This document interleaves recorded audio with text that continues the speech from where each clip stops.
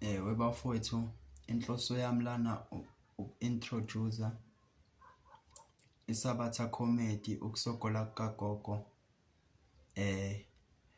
Number one, ebengizofisa ukusho ukuthi uSabatha la uyi-main character, so ngizomveza, ngiphinde ngiveze ugogo, phinde ngiveze umkhulu, phinde ngiveze uMaRaizer, okuyena mngani wami.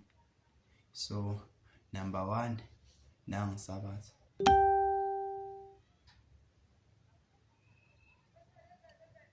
Ngiyacabanga ukuthi senimbonile uSabatha. Number two, ugogo wakhe.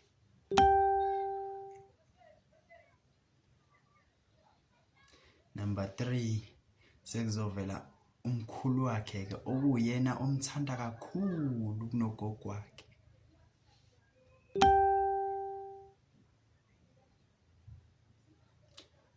Number four,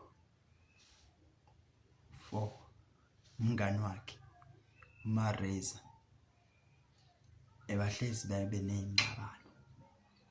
Nangu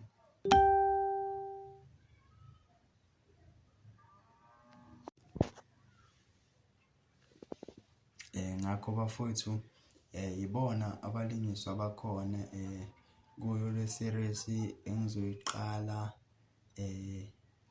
Ibona abalingisa laba esizobathola. Ekuzomela ukuthi bafowethu, uma nje ngikhipha le series, ngiyacela ukuba ningilandele, ningifollowe. Kusukela manje nje ngiyacela ukuba ungifollowe nawe ubuka le video. Ngiyacela bafowethu, ngiyayicelela nje, hayi kabi. Ngibonga ithuba.